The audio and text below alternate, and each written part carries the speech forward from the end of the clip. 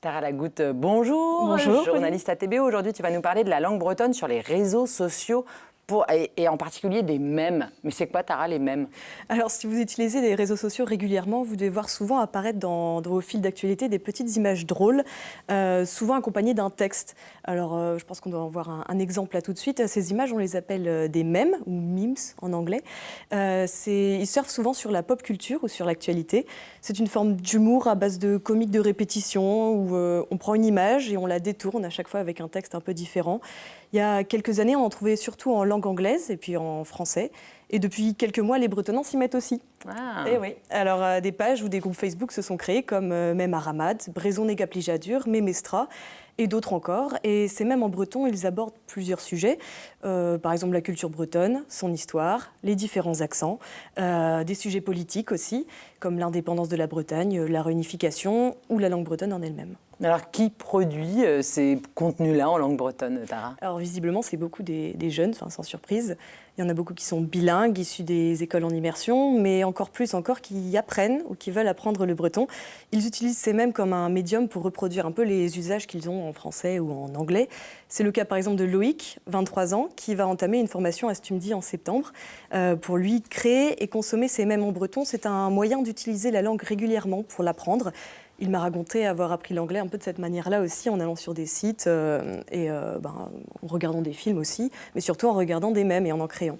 Et puis il m'a dit aussi que si en français et en anglais, pourquoi pas en breton. Alors j'ai aussi reçu le témoignage de Louston, qui a créé une page Facebook il y a un an qui s'appelle Achastel Memeu Emren, donc c'est le château des mèmes autonomes.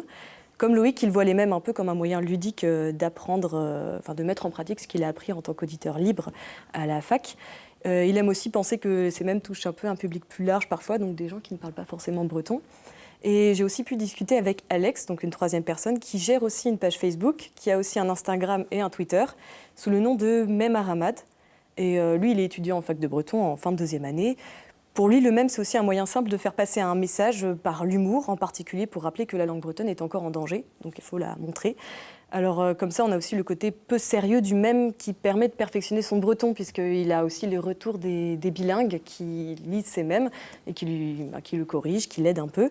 Et donc ça lui permet de s'améliorer. Donc ce qui ressort un peu de tous ces entretiens que j'ai pu faire avec ces créateurs de mèmes, c'est qu'ils ont une envie d'apprendre et de perfectionner leur breton, mais aussi une volonté militante forcément de faire vivre la langue. Alors en plus de ces images, est-ce que la langue bretonne trouve sa place sur Internet et sur les réseaux sociaux pour terminer? Oui, de plus en plus. Vous vous rappelez peut-être de la lutte pour obtenir les noms de domaine en .bzh. Oui.